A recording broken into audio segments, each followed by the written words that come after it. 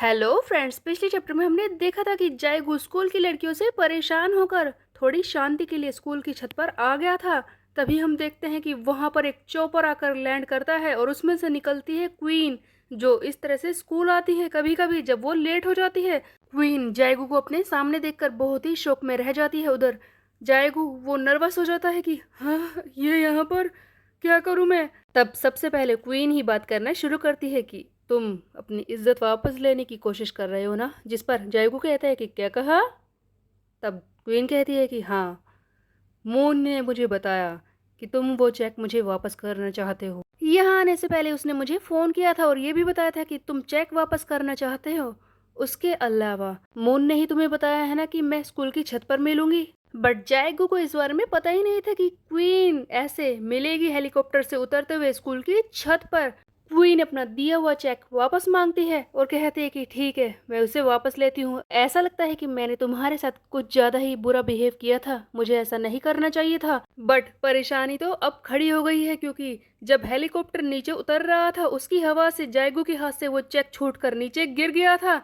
जायगू यही बात क्वीन को समझाने की कोशिश करता है कि मेरी बात को ध्यान से सुनो, जब हेलीकॉप्टर आ रहा था तब वो मेरे हाथ से छूट कर नीचे गिर गया है, मैं उसे ही ढूंढ रहा था, नीचे देख रहा था। बट क्वीन इसकी बात पर यकीन नहीं करती और कहते हैं कि अगर तुम्हें उसे वापस करना ही नहीं था तो ये सारा नाटक क्यों किया। हाँ, क्या सारे गरीब लोग ऐसे ही होते हैं? मुझे लगा था कि तुम्हारे अंदर थोड़ी सी तो इज्जत है, अपने लिए थोड़ा सा सम्मान बाकी है। बट तुम्हारे ये घटिया एक्सक्यूजेस जो मैं पहले ही सुन चुकी हूँ, अब इसके बाद ये सारी चीज़ें ट्राई करने की कोशिश मत करना। और रही बात उस चेक की, चाहे उसे कूड़े में फेंको या अपने पास रखो, जो करना है करो, मुझसे बात करने की कोशिश मत करना। फिर से क्वीन ने जायगू को गलत समझ लिया था। उधर जायगू बहुत ही ज़्यादा शर्मिंदा और गुस्सा फील कर रहा है, क्योंकि क्वीन ने फिर से इसकी बेइज्जती की है। अनजाने में ही सही, क्वीन ने गलत किया है। दूसरी तरफ हम देखते हैं डाल डाल, जो कि वही बुक चेक कर रही होती है जिसमें लड़कों को पटाने के तरीके लिखे हुए हैं। डाल डाल कहती है कि मैंने तो उस पर तीनों तरीके ट्राई कर लिए, क्या मैंने कुछ गलत किया था? उसने तो मेरी तरफ देखा भी नहीं। हाँ, मैंने जरूर कुछ ना कुछ तो गलत किया ही होगा। इसी बीच में हम देखते हैं जो चेक ऊपर से जैगू के हाथ से छूटा था वो आकर डाल डाल के ऊपर गिरता है। डाल डाल कहती है कि ओ भगवान, मुझे पैसे दे रहे हैं, क्या बात है, ये तो अच्छी बात है। तभी पीछे से जायगो भी इसे ढूंढते हुए आ जाता है और कह रहा है कि वो चेक कहाँ चला गया, मुझे जल्दी से उसे ढूंढ कर वापस करना होगा, अभी इसी वक्त। तभी वो देखता है कि वो चेक तो डाल डाल के हाथ में है। ये जाकर डाल डाल से कहता है कि ये चेक मेरा है, जल्दी से इसे मुझे वापस कर दो। तब डाल डाल कहती है कि क्या कहा, ये चेक, ये तो मेरा है, बेवकूफ मत बनाओ, ये तो मुझे खुद ही मिला है। तब जायगू कहता है कि मेरी बात को ध्यान से सुन लो, मेरे हाथों से ये ऊपर से छूट गया था और तुम्हारे पास आकर गिर गया है, मुझे ये वापस कर दो। तब डालडल सोचती है कि सचमुच ये चेक इसका तो नहीं। इसीलिए डालडल के दिमाग में प्लान आता है इसे अपने करीब लाने का। तब डालडल कहती है कि ओ, अगर तुम्हें ये चेक चाहिए तो सबसे पहले मुझे लव यू कहो। ये बात सुनकर जायगू कहता है कि अपनी बेवकूफ़ी वाली बातें बंद करो, मुझे ये चेक वापस कर दो, ये मेरा है। इस पर डाल डाल कहती है कि ओ, जैसे कि ये चेक तुम्हारा ही है, तुम्हें इसका सीरियल नंबर भी पता है? हाँ। तब जायगू इसे सीरियल नंबर बता देता है, 41115656। ये सुनकर डाल डाल को लगता है शौक कि क्या तुम्हें ये भी याद है? इस तरह की चीजें कौन याद करता है? तब जायगू कहता है कि प्लीज मुझे परेशान करना बंद कर दो, मुझे ये चेक चाहिए, ये मुझे क्वीन को वापस करना है, समझी? क्वीन का नाम सुनते ही डाल कहती है कि ओह, ये क्वीन बार बार मेरे बीच में आने की कोशिश कर रही है, मुझे परेशान कर रही है। ठीक है, अगर ऐसी ही बात है तो।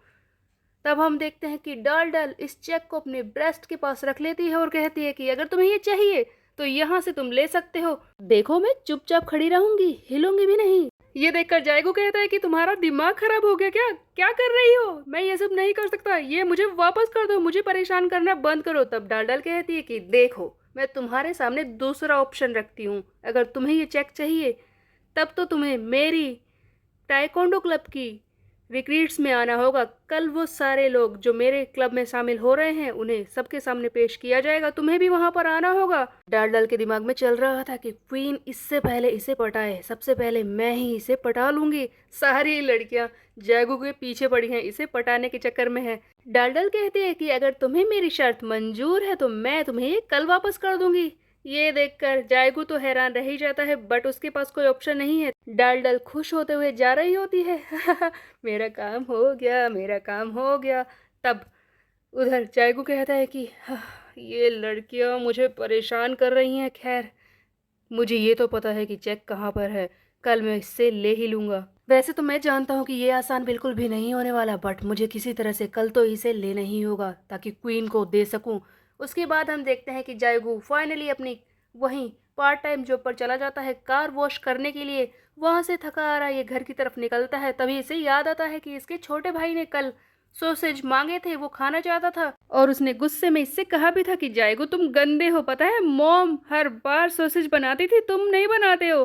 तब जाएगू कहता है कि मैं जानता हूँ कि मॉम सॉसेज बनाया करती थी। ये सारी बातें सोचते हुए यहाँ पर एक फ्लैशबैक दिखाया जाता है जहाँ पर जाएगू को याद आता है कि जब भी उसके छोटे सिबलिंग्स का बर्थडे होता था तब उनकी मॉम केक और सॉसेज बनाया करती थी उन दोनों के लिए। तभी जाएगू को याद आता है कि उसने कितनी बड़ी गलती की है। तब जाएगू को याद आता है कि उसका छोटा भाई सॉसेज ही तो मांग रहा था, आज उसका बर्थडे था, लेकिन जाएगू ने उसे सुबह सुबह डांट दिया। वो रोते रोते स्कूल गया था, जबकि उसकी दूसरी सिबलिंग उसकी बहन उसे चुप कराने की कोशिश कर रही थी क्योंकि जाएगू बहुत ही परेशानी में काम कर रहा था। आई मीन गाइस, जाएगू की गलती नहीं थी, वो खुद इरिटेट था। लेकिन यहाँ पर उसे पता चलता है कि उसके सिबलिंग्स का बर्थडे है, लेकिन फिर भी उसने गुस्सा किया, इसीलिए वो बहुत ही ज़्यादा शर्मिंदा महसूस करता है। जल्दी से घर पहुंचता है। रोज की तरह ही उसके दोनों भाई बहन सोए हुए मिलते हैं। तब जायगू रोने लगता है, उनके पास आकर बैठ जाता है। वहीं पर एक बुक पड़ी होती है जिसमें जायगू का फेस बनाया हुआ है और उसके पास लिखा है कि जायगू तुम हमारे प्यारे भाई हो, मुझे माफ़ कर दो, मैंने जो सुबह किया था,